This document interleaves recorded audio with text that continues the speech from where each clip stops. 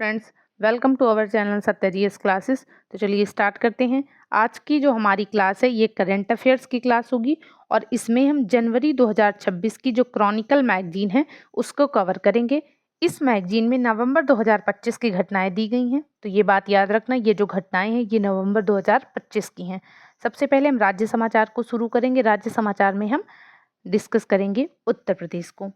उत्तर प्रदेश के गोरखपुर जिले की फॉरेंसिक विज्ञान लैब का आधुनिकीकरण किया गया है, जो उन्नत डीएनए विश्लेषण, एआई सक्षम उपकरण तथा ड्रोन तकनीकी द्वारा लैस होगा। इससे अपराध स्थल से तेजी से सैंपल संग्रह हो सकेगा और दोष सिद्धि दर में भी वृद्धि होगी। इससे जो न्याय में पारदर्शिता है वो सुनिश्चित होगी और इससे समय से न्याय भी मिल सकेगा। एनसीआरटीसी ने गाजियाबाद के दुहाई स्थित नमो भारत डिपो में भारत का पहला solar on track system launch किया है। तो ये जो भारत का पहला सोलर ऑन ट्रैक सिस्टम है ये कहाँ पे लॉन्च किया गया है? गाजियाबाद में। आगरा नगर निगम ने यमुना क्षेत्र पेयजल परियोजना का कार्यान्वयन शुरू कर दिया है। ये जो यमुना पेयजल परियोजना है इसका उद्देश्य है जल संकट वाले क्षेत्रों में स्वच्छ पेयजल उपलब्ध कराना। इसमें जल प्राप्ति का स्रोत जो है ये कीठम झील है और जो कीठम झील है इसी को सुर सरोवर भी कहते हैं, तो याद रखना। और ये अंतर्राष्ट्रीय महत्व की आर्द्र भूमि भी घोषित हो चुकी है। अगला है आपकी पूंजी आपका अधिकार अभियान। ये अभियान शुरू किया है आरबीआई ने। कहाँ पे? तो प्रयागराज में शुरू किया है। इस अभियान का उद्देश्य है नागरिकों को निष्क्रिय बैंक खातों में जमा धनराशि की वापसी में सहायता करना। निष्क्रिय बैंक खाते कौन से हैं? वो बैंक खाते हैं जिनमें 2 साल तक कोई भी लेन देन नहीं किया जाता है। ये राष्ट्रीय पहल है जो भारत के वित्त मंत्रालय और प्रमुख नियामकों आरबीआई, सेबी, इरडा, पीएफआरडीए के समन्वय से प्रारंभ किया गया है। उद्गम पोर्टल भी इसी से संबंधित है। अगला है वाराणसी में देव दीपावली का आयोजन किया गया है। तो याद रखना, देव दीपावली का आयोजन उत्तर प्रदेश के किस शहर में किया गया है? वाराणसी में किया गया है। कब किया जाता है? तो कार्तिक पूर्णिमा के अवसर पर मनाई जाती है देव दीपावली। माना जाता है कि इस दिन देवता धरती पर आते हैं दीपावली मनाने के लिए और गंगा के तट को दीपों से सजाया जाता है। ठीक है। उत्तर प्रदेश का 76वां जिला बना है कल्याण सिंह नगर। अभी तक उत्तर प्रदेश में 75 जिले थे, अब ये 76वां जिला बन रहा है। कौन सा? कल्याण सिंह नगर। इसे अलीगढ़ की अतरौली और गंगीरी तहसील तथा बुलंदशहर की डिबाई तहसील को मिलाकर के बनाया जाएगा। ठीक है। कल्याण सिंह 2 बार उत्तर प्रदेश के मुख्यमंत्री रहे, 1991-92 में, 1997-99 में। अतरौली जो क्षेत्र है जो कि अलीगढ़ की एक तहसील भी है, ये कल्याण सिंह जी का जन्म स्थान और निर्वाचन क्षेत्र था, तो ये भी याद रखना। अगला है बिहार के 6 जिलों की 40 माताओं के स्तन दूध में यूरेनियम पाया गया है। यूरेनियम 238 पाया गया है जो कि शिशुओं के लिए संभावित खतरा उत्पन्न करेगा। तो याद रखना ये कहाँ की न्यूज है? तो ये बिहार की न्यूज है। अगला है बिहार विधानसभा चुनाव परिणाम। 2 चरणों में बिहार के जो विधानसभा चुनाव है 2 चरणों में संपन्न हुए हैं। तो याद रखना, अब तो चरण भी पूछ लिया जाता है। पूछा गया था रिसेंटली कि उत्तर प्रदेश के चुनाव कितने चरणों में संपन्न हुए थे, तो इस तरह की बातें भी याद रखना। 2 चरणों में संपन्न हुए। कुल सीटें कितनी हैं बिहार विधानसभा में? 243 हैं और एनडीए ने स्पष्ट बहुमत प्राप्त किया है। नीतीश कुमार जी बिहार के 10वीं बार मुख्यमंत्री बने हैं। ठीक है। बहुमत के लिए 122 सीटें चाहिए थी। बीजेपी के पास 89 और जदयू के पास 85 सीटें थी। ठीक है। जो भारत की 94 रामसर साइट है उसका नाम है गोगा बील झील और ये किस राज्य में है? तो बिहार में स्थित है। जो गोगा बील झील है ये बिहार में स्थित है। गंगा और महानदियों के मध्य स्थित ये गोमुख झील है, गोगा बील झील, और ये 94 रामसर साइट है। ठीक है। अभी रामसर साइट और भी अपडेट हो चुकी हैं, लेकिन ये नवंबर 2025 की जो क्रॉनिकल है वो हम कवर कर रहे हैं और हम थोड़ा लेट हो चुके हैं इस क्लास को लाने में। अगला है डीपीआईआईटी द्वारा जारी व्यापार कार्य सुधार योजना में मध्य प्रदेश शीर्ष प्रदर्शन वाला राज्य घोषित है। तो डीपीआईआईटी है क्या? Department for promotion of industry and internal trade, यही है डीपीआईआईटी, यानी उद्योग एवं आंतरिक व्यापार संवर्धन विभाग। ये भारत सरकार के वाणिज्य व उद्योग मंत्रालय के तहत एक विभाग है। तो याद रखना। भारत का तीसरा जो चीता आवास है, भारत का तीसरा चीता आवास नौरादेही अभयारण्य है।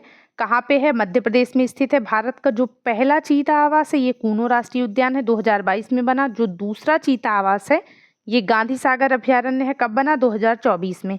भारत में चीते लाए कहाँ से गए थे? तो नामीबिया और दक्षिण अफ्रीका से भारत में चीते लाए गए थे। अगला है राजस्थान का खुशी साला कार्यक्रम। मोस्ट इम्पॉर्टेंट है क्योंकि ये मानसिक स्वास्थ्य से संबंधित राजस्थान की पहल है। प्राथमिक छात्रों के मानसिक स्वास्थ्य के लिए पहल शुरू करने वाला भारत का पहला राज्य है राजस्थान। ठीक है, 1 से 5 तक के छात्रों के लिए है ये खुशी साला कार्यक्रम। अगला है राजस्थान के शिक्षा मंत्री ने सभी प्रभागीय मुख्यालयों में अगले वर्ष आदर्श वेद विद्यालय शुरू करने की घोषणा की है। आदर्श वेद विद्यालय कहाँ पे शुरू किए जाएंगे? राजस्थान में। उद्देश्य क्या है? संस्कृति शिक्षा को प्रोत्साहन देना और वैदिक परंपरा को पुनर्जीवित करना। अगला है आपकी योजना आपकी सरकार आपके द्वार। ये योजना कहाँ की है? तो ये झारखंड राज्य की योजना है और इस योजना का उद्देश्य है सरकारी सेवाएं सीधे जनता तक पहुंचाना। अगला है 15 नवंबर 2025। ये डेट क्यों इम्पॉर्टेंट है? क्योंकि झारखंड ने अपनी 25वीं वर्षगांठ मनाई है। कब? 15 नवंबर 2025 को। झारखंड की स्थापना कब हुई है? तो ये हुई थी 15 नवंबर 2000 में। ठीक है, अगला है देवभूमि परिवार योजना। किस राज्य की है? तो उत्तराखंड स्टेट की है देवभूमि परिवार योजना। ग्रामीण व शहरी क्षेत्रों के सभी परिवारों का व्यापक गतिशील डेटाबेस तैयार करेगी ये योजना और प्रत्येक परिवार को एक यूनिक फैमिली आईडी दी जाएगी इसके तहत, जो कि कल्याणकारी योजनाओं से जुड़ी होगी। ठीक है, उत्तराखंड सरकार द्वारा 113 वर्षीय सरयू पुल का पुनर्निर्माण किया जाएगा। ये जो सरयू पुल है ये सरयू नदी पर स्थित होगा। उत्तराखंड के किस जिले में होगा? तो बागेश्वर जिले में। ठीक है, उत्तराखंड सरकार ने घोषणा की है कि ऐतिहासिक लक्ष्मण झूले के स्थान पर बजरंग सेतु का निर्माण किया जाएगा। तो अभी तक जो उत्तराखंड में ये लक्ष्मण झूला था इसके स्थान पे अब बजरंग सेतु का निर्माण किया जाएगा और ये भारत का पहला केबल सस्पेंशन ब्रिज होगा जिसमें नदी के ऊपर कांच के मार्ग बनाए जाएंगे। ठीक है, भारत का पहला डिजिटल जनजाति संग्रहालय, डिजिटल जनजाति स्वतंत्रता सेनानी संग्रहालय का उद्घाटन किस राज्य में किया जा रहा है? छत्तीसगढ़ में किया जा रहा है। और इसका उद्घाटन किसने किया है? तो प्रधानमंत्री मोदी जी ने किया है 1 नवंबर 2025 को, क्योंकि 1 नवंबर को ही छत्तीसगढ़ का स्थापना दिवस भी पड़ता है। कब? 1 नवंबर 2000 में छत्तीसगढ़ की स्थापना हुई थी और 1 नवंबर 2025 को छत्तीसगढ़ की 25वीं वर्षगांठ भी मनाई गई है। ठीक है, इसका नाम क्या है? ये जो डिजिटल संग्रहालय है इसका नाम है शहीद वीर नारायण सिंह स्मारक एवं जनजातीय स्वतंत्रता सेनानी संग्रहालय।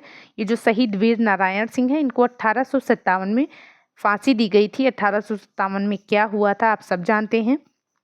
ये जो संग्रहालय है ये जनजातीय वीरों को समर्पित है और भारत का पहला पूर्णतः डिजिटल संग्रहालय होगा। किस राज्य में है? नवा रायपुर छत्तीसगढ़ में स्थित है। अंतर्राष्ट्रीय गीता महोत्सव 2025 कहाँ पे आयोजन हुआ था? तो हरियाणा के कुरुक्षेत्र में आयोजन हुआ था अंतर्राष्ट्रीय गीता महोत्सव। और ये मोस्ट इंपॉर्टेंट क्वेश्चन है, 5 स्टार का क्वेश्चन है ये। अंतर्राष्ट्रीय गीता महोत्सव का आयोजन कहाँ पे हुआ था? हरियाणा में हुआ था, कुरुक्षेत्र में। ऑपरेशन ट्रैक डाउन ये हरियाणा पुलिस का अभियान है। ठीक है, गोलीबारी और संगठित अपराधों में संलिप्त भगोड़ों की पहचान, उनका पीछा और उनकी गिरफ्तारी से संबंधित जो अभियान है वो है ऑपरेशन ट्रैक डाउन। किसका है? तो हरियाणा पुलिस का है। अगला है सरदार वल्लभ भाई पटेल की 150वीं जयंती पर पीएम मोदी ने गुजरात के केवड़िया में 150 मूल्य वर्ग का स्मारक सिक्का और डाक टिकट जारी किया है। तो कहाँ पे जारी किया है? गुजरात के केवड़िया में। तो ये बात याद रखना। कर्नाटक सरकार द्वारा तीर्थयात्रियों के लिए नायग्लेरिया फालेरी नामक ब्रेन ईटिंग अमीबा से सावधानी बरतने हेतु स्वास्थ्य सलाह जारी की गई। किसके द्वारा? कर्नाटक सरकार द्वारा। कब जारी की गई? तो केरल में हाल ही में नायग्लेरिया फालेरी से संक्रमित मामले सामने आए हैं, तो इसके बाद फिर कर्नाटक ने ये कदम उठाया है क्या ये? तो ये एक अमीबा है। ये अमीबा गर्म ताजे पानी के स्रोतों में पाया जाता है। ब्रेन ईटिंग अमीबा है ये नाक के रास्ते शरीर में पहुंचकर अमीबिक मेनिंजो एंसेफेलाइटिस नामक गंभीर बीमारी पैदा करता है। लेकिन याद रखना, पहली बात तो मानव से मानव में संक्रमण नहीं होता है इसका, और दूसरी बात ये समुद्र के पानी में नहीं पाया जाता है। ठीक है, केरल सरकार ने सावधानी बरतने के लिए गाइडलाइन जारी की थी और कर्नाटक सरकार ने गाइडलाइन जारी की है सावधानी के लिए, और केरल में इसके जो मामले हैं उनकी पुष्टि की गई थी। अगला है राज्य वन लाइनर, देख लेते हैं। दिव्यांगजनों के पुनर्वास के क्षेत्र में उत्कृष्ट कार्य करने के लिए सर्वश्रेष्ठ जिले का पुरस्कार किस जिले को दिया गया है? प्रयागराज को दिया गया है। हाल ही में उत्तर प्रदेश पर्यटन विभाग ने 3 धार्मिक स्थलों पर AI आधारित स्मार्ट निगरानी प्रणाली स्थापित करने की घोषणा की है। तो कौन से धार्मिक स्थल हैं? श्री काशी विश्वनाथ मंदिर वाराणसी, राम मंदिर अयोध्या और गोरखनाथ मंदिर गोरखपुर। यहाँ पर AI आधारित स्मार्ट निगरानी प्रणाली स्थापित की जाएगी। हाल ही में NCRTC ने भारत में पहली बार एक अग्रणी सोलर ऑन ट्रैक सिस्टम कहाँ शुरू किया है? तो हम देख चुके हैं गाजियाबाद के दुहाई स्थित नमो भारत डिपो में। अगला है उत्तर प्रदेश के पीलीभीत जिले की किस नदी को गंभीर प्रदूषण से बचाने के लिए तत्काल कार्रवाई हेतु NGT के समक्ष याचिका दायर की गई थी? तो ये है देवहा नदी। कहाँ पे है? तो पीलीभीत जिले में है, और इसे देवभूति गंगा भी कहते हैं। तो ठीक है, याद रखना, जो देवहा नदी है या देवभूति गंगा है, ये उत्तर प्रदेश के पीलीभीत जिले में स्थित है। और क्यों चर्चा में आई? गंभीर प्रदूषण से ये ग्रसित है इस टाइम।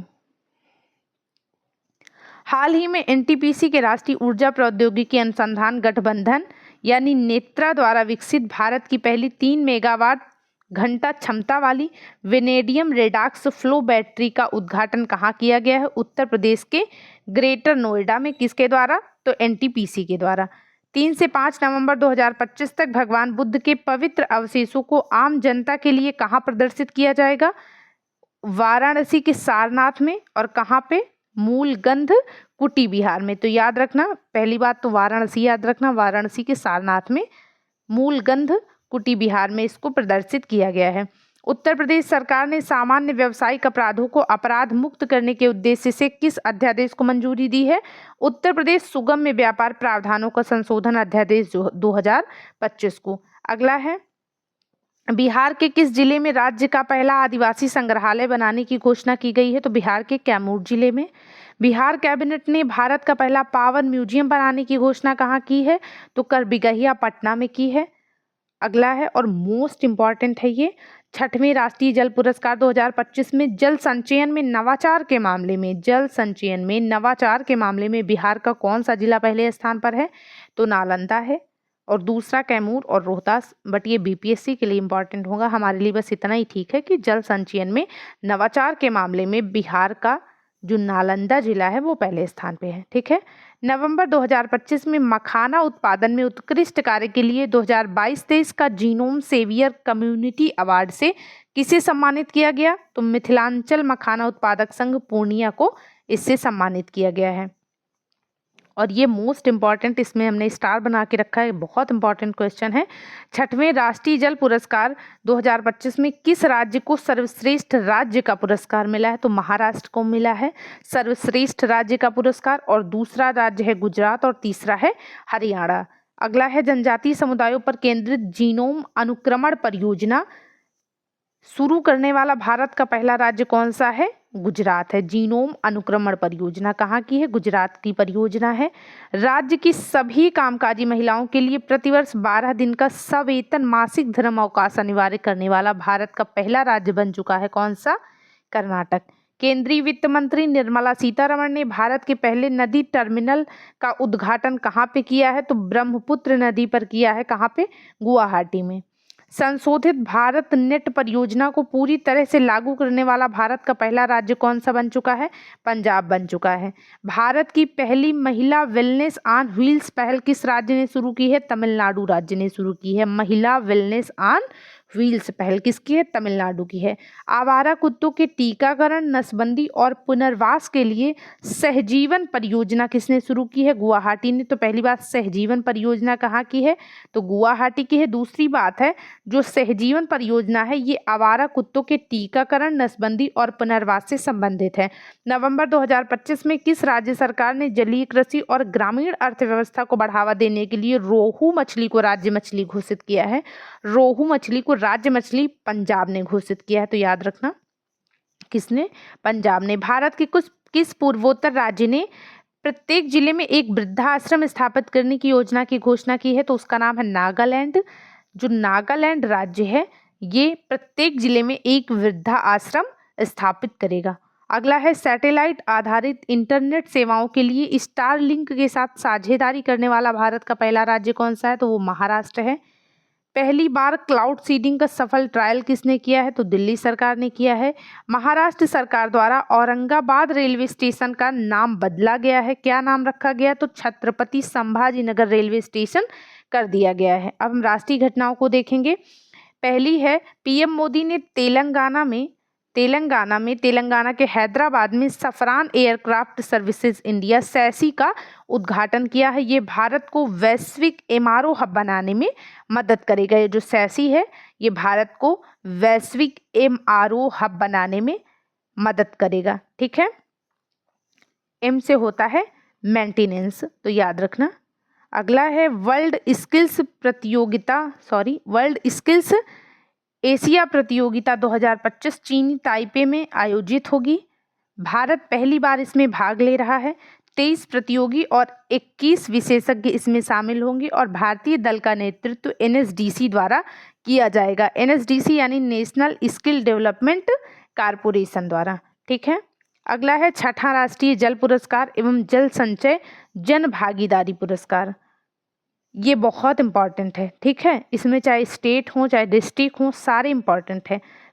ये जो पुरस्कार है ये राष्ट्रपति द्रौपदी मुर्मू जी द्वारा दिया गया है। कहाँ पे, तो नई दिल्ली में दिया गया है। विजेता राज्य कौन सा है, तो पहला है महाराष्ट्र। किसमें, जो राष्ट्रीय जल पुरस्कार है वो मिला है महाराष्ट्र को। पहले स्थान पे महाराष्ट्र है, दूसरे स्थान पे गुजरात है और तीसरे स्थान पे हरियाणा है। ये हम पहले भी देख चुके हैं। जो सर्वश्रेष्ठ जिला है वो राजनांदगांव छत्तीसगढ़ का है, दूसरा है खरगोन मध्य प्रदेश और तीसरा है तिरुनेलवेली तमिलनाडु। चौथा जिला भी हमने नोट कर लिया है क्योंकि ये हमारे उत्तर प्रदेश का जिला था, मिर्जापुर, तो याद रखना चौथा जिला कौन सा है, मिर्जापुर है। जो सर्वश्रेष्ठ शहरी निकाय है वो नवी मुंबई है, दूसरा भावनगर है, तीसरा संयुक्त रूप से नबाती गंता और आगरा है। जो नबाती गंता है ये पश्चिम बंगाल का है और आगरा आप जानते हैं उत्तर प्रदेश का जिला है। अन्य श्रेणियों में देखें तो आईआईटी गांधीनगर को मिला है राष्ट्रीय जल पुरस्कार और व्यक्तिगत श्रेणी में किशोर जायसवाल जी को मिला है जो कि बिहार से हैं। राष्ट्रीय जल पुरस्कार 2019 से प्रारंभ हुए हैं। याद रखना इसका उद्देश्य क्या है, तो जल संरक्षण के प्रति जागरूकता बढ़ाना। अगली घटना है भारतीय मूल के इस्पात उद्योगपति लक्ष्मी एन मित्तल ने यूके छोड़ने का निर्णय लिया है। लेबर सरकार द्वारा अति धनाढ्यों पर कर परिवर्तन के कारण ये फैसला इन्होंने लिया है। किन्होंने, लक्ष्मी एन मित्तल ने। सड़क परिवहन एवं राजमार्ग मंत्रालय ने घोषणा की कि 2025-26 में 10,000 किलोमीटर राष्ट्रीय राजमार्ग परियोजना को अवार्ड करने का लक्ष्य रखा गया है। तो याद रखना कब, 2025-26 में कितना, 10,000 किलोमीटर राष्ट्रीय राजमार्ग परियोजना को अवार्ड करने का लक्ष्य है। किसका, सड़क परिवहन और राजमार्ग मंत्रालय का। अंडमान निकोबार प्रशासन ने ग्रेट निकोबार द्वीप पर 92,000 करोड़ के मेगा इंफ्रास्ट्रक्चर प्रोजेक्ट के अंतर्गत आदिवासी आरक्षित भूमि के डीनोटिफिकेशन और रीनोटिफिकेशन हेतु जियोग्राफिक सूचना प्रणाली आधारित नक्शा तैयार किया है। ये परियोजना सोमपेन और निकोबारी आदिवासी समुदायों के वन अधिकारों एवं पर्यावरणीय मंजूरी को लेकर के चर्चा में है। तो अभी अंडमान निकोबार को भी विकसित किया जा रहा है। 1 नवंबर 2025 को क्या किया गया है, भारत के 5 राज्यों ने अपना राज्य स्थापना दिवस मनाया है। कौन से 5 राज्य हैं, कर्नाटक, केरल, छत्तीसगढ़, हरियाणा और मध्य प्रदेश। तो याद रखना छत्तीसगढ़ के बारे में हमने डिटेल में जाना था और झारखंड को भी हमने देख लिया था, है ना। केंद्रीय सार्वजनिक उपक्रमों का पुनर्वर्गीकरण का प्रस्ताव। अक्टूबर 2025 में भारत सरकार ने केंद्रीय सार्वजनिक उपक्रमों सीपीएसईस के वर्गीकरण में सुधार की योजना घोषित की है। इसमें मौजूदा महारत्न, नवरत्न और मिनी रत्न के अतिरिक्त 2 नई रत्न श्रेणियां भी प्रस्तावित हैं।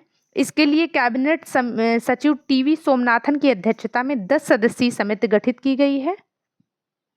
वर्तमान में 14 महारत्न, 26 नवरत्न और 74 मिनी रत्न कंपनियां हैं। ठीक है, महारत्न कंपनियां 5,000 करोड़ रुपए तक और नवरत्न 1,000 रुपए करोड़ तक के निवेश के लिए स्वतंत्र हैं। ठीक है, जो CPSCs हैं ये क्या हैं? तो ये वे कंपनियां होती हैं जिनमें केंद्र सरकार की कम से कम 51% हिस्सेदारी होती है और कंपनी अधिनियम 2013 या संसदीय अधिनियम 2013 के तहत ये पंजीकृत होती हैं। ठीक है। श्रम कानूनों का सरलीकरण, 29 कानूनों को 4 श्रम संहिताओं में समाहित किया गया है। केंद्र सरकार ने 29 श्रम कानूनों को सरल बनाकर के 4 श्रम संहिताओं में समाहित कर दिया है। उद्देश्य क्या है इसका? तो श्रमिकों को राष्ट्रीय स्तर पर न्यूनतम वेतन की गारंटी देना, सामाजिक सुरक्षा व व्यावसायिक सुरक्षा सुनिश्चित करना तथा कागजी कार्रवाई को कम करना। कौन कौन से हैं ये 4? तो वेतन संहिता, औद्योगिक संबंध संहिता, सामाजिक सुरक्षा संहिता तथा व्यावसायिक सुरक्षा एवं स्वास्थ्य एवं कार्य परिस्थितियां संहिता। ये 4 संहिताएं हैं, श्रम से संबंधित हैं, श्रम कानून से, तो याद रखना। आगे चलते हैं। अगला है मान्यता स्वीकृति असंवैधानिक, सर्वोच्च न्यायालय का निर्णय है, वर्गीकरण है। कहने का मतलब ये है कि नवंबर 2025 में संविधान पीठ यानी कि 5 न्यायाधीशों की जो पीठ होती है और संविधान के से संबंधित मामले पर निर्णय देती है, उसे हम संविधान पीठ कहते हैं। तो नवंबर 2025 में संविधान पीठ ने राष्ट्रपति और राज्यपालों की संवैधानिक शक्तियों पर अपनी राय दी और स्पष्ट किया कि न्यायालय ना तो समय सीमा तय कर सकता है और ना ही मान्यता स्वीकृति घोषित कर सकता है। ठीक है। सर्वोच्च न्यायालय अनुच्छेद 143 के तहत राष्ट्रपति के संदर्भ में ये निर्णय जो है देता है और उसका ये अधिकार है, वो दे सकता है। ठीक है। अनुच्छेद 200 व अनुच्छेद 201 में कोई निश्चित समय सीमा नहीं है, अतः न्यायालय द्वारा समय तय करना शक्तियों के पृथक्करण का उल्लंघन होगा। ये बात किसने कही? ये बात कही है सुप्रीम कोर्ट ने। उच्चतम न्यायालय द्वारा राष्ट्रीय ट्रिब्यूनल आयोग बनाने का निर्देश जारी किया गया है। सुप्रीम कोर्ट ने केंद्र सरकार को 4 महीनों के अंदर राष्ट्रीय ट्रिब्यूनल आयोग स्थापित करने का आदेश दिया है। अगला है digital personal data protection act अधिसूचित, DPDP एक्ट। भारत सरकार ने इस एक्ट DPDP एक्ट 2023 के महत्वपूर्ण हिस्से को अधिसूचित किया। इसका उद्देश्य क्या है? तो भारतीय नागरिकों की डेटा गोपनीयता को मजबूत करना। इसके तहत केंद्र सरकार द्वारा data protection board of India की स्थापना की जाएगी, जिसमें 4 सदस्य होंगे जो डेटा उल्लंघन मामलों की जांच कर सकते हैं और जुर्माना लगा सकते हैं। अगला है उपनिवेशकालीन संपत्ति कानूनों में सुधार की आवश्यकता। किसने कहा? तो सुप्रीम कोर्ट ने कहा। क्या प्रस्तावित सुधार हैं इसके? तो भारत को पारंपरिक अनुमानित स्वामित्व प्रणाली से हटाकर निष्पक्ष और निश्चित स्वामित्व प्रणाली अपनाना चाहिए। ये बात किसने कही? सुप्रीम कोर्ट ने, जिसमें राज्य स्वामित्व की गारंटी दे और पंजीकरण ही स्वामित्व का प्रमाण बने, क्योंकि वर्तमान संपत्ति पंजीकरण और स्वामित्व में बड़ा अंतर है, जिससे झूठे दस्तावेज, धोखाधड़ी, भूमि अतिक्रमण और दावों में जटिलता बढ़ती है। वर्तमान में भारत में अनुमानित स्वामित्व प्रणाली लागू है, ये भी याद रखना। अगला है गिरफ्तारी पर लिखित कारण देना अनिवार्य। ये बात किसने कही है? तो सुप्रीम कोर्ट ने कही है। सुप्रीम कोर्ट ने कहा कि पुलिस और जांच एजेंसियों को गिरफ्तारी के तुरंत बाद आरोपी को लिखित में गिरफ्तारी का कारण बताना अनिवार्य होगा। ये आदेश भारतीय न्याय संहिता की सभी कानूनों के अंतर्गत की गई गिरफ्तारियों पर लागू होगा। ये अनुच्छेद 22(1) के तहत आरोपी का मौलिक अधिकार भी है, तो ये भी याद रखना। यदि तुरंत लिखित कारण देना संभव ना हो तो आरोपी को मौखिक रूप से बताया जाएगा और इसके बाद लिखित कारण न्यायिक प्रक्रिया से 2 घंटे पहले तक उपलब्ध कराना होगा। अगला है भारत ने महिला स्वास्थ्य अभियान में 3 गिनीज वर्ल्ड रिकॉर्ड बनाए हैं। 31 अक्टूबर 2025 को भारत ने स्वस्थ नारी सशक्त परिवार अभियान के तहत 3 गिनीज वर्ल्ड रिकॉर्ड स्थापित किए गए हैं। पहला है स्वास्थ्य प्लेटफॉर्म रजिस्ट्रेशन। 1 महीने में 3 करोड़ 21 लाख से अधिक लोगों ने रजिस्ट्रेशन करवाया है। दूसरा है ऑनलाइन स्तर कैंसर स्क्रीनिंग। 1 सप्ताह में 9,94,000 से अधिक महिलाओं ने इसमें पंजीकरण करवाया है और 20 से अधिक मंत्रालयों, सरकारी संस्थाओं आदि ने इसमें सक्रिय योगदान दिया है। अगला है काशी तमिल संगमम 4.0 सांस्कृतिक एकता का आयोजन। आयोजक कौन है काशी तमिल संगमम का? तो शिक्षा मंत्रालय, IIT मद्रास और BHU वाराणसी ने मिलकर के इसको आयोजित किया है। इसकी थीम क्या है? तो तमिल सीखें, तमिल कर कलम, ये इसकी थीम है। एक भारत श्रेष्ठ भारत के अंतर्गत राष्ट्रीय एकता को सुदृढ़ करना काशी तमिल संगमम का उद्देश्य है। कोलकाता में अंतर्राष्ट्रीय चेयर पोएट्री फेस्टिवल का 8वां संस्करण आयोजित किया गया। कहाँ पे? तो कोलकाता में। इसमें 13 देशों के कवियों ने 16 भाषाओं में अपनी कविताएं प्रस्तुत की। अगला है 56वां भारतीय अंतर्राष्ट्रीय फिल्म महोत्सव। इसका आयोजन कहाँ किया गया है? गोवा में। 81 देशों की 270 फिल्में यहाँ पे प्रदर्शित की गई हैं। अगला है भूटान में काला चक्र उपाधि समारोह का उद्घाटन किया गया है। कहाँ पे? भूटान में। प्रधानमंत्री मोदी ने भूटान के राजा जिग्मे खेसर नामग्याल वांगचुक और 4th ड्यूक ग्याल्पो के साथ मिलकर विश्व शांति के लिए आयोजित काला चक्र या व्हील ऑफ टाइम उपाधि समारोह का भव्य उद्घाटन किया। किसने किया? प्रधानमंत्री मोदी जी ने किया, भूटान के राजा के साथ मिलकर के किया है। काला चक्र उपाधि ये बौद्ध धर्म का एक जटिल अनुष्ठान है। अगला है और लास्ट है, लखनऊ यूनेस्को की रचनात्मक सूची में शामिल हो चुका है। ये जो बैठक हुई थी यूनेस्को की, ये उज्बेकिस्तान के समरकंद में हुई थी और इसमें लखनऊ को गैस्ट्रोनॉमी अर्थात पाक कला के क्षेत्र में रचनात्मक शहर घोषित किया गया है। इसके पहले हैदराबाद को भी ये सम्मान प्राप्त हो चुका है। आई होप आपको ये क्लास पसंद आएगी। अगर आती है तो प्लीज़ इसे लाइक और शेयर जरूर करें। Thank you so much.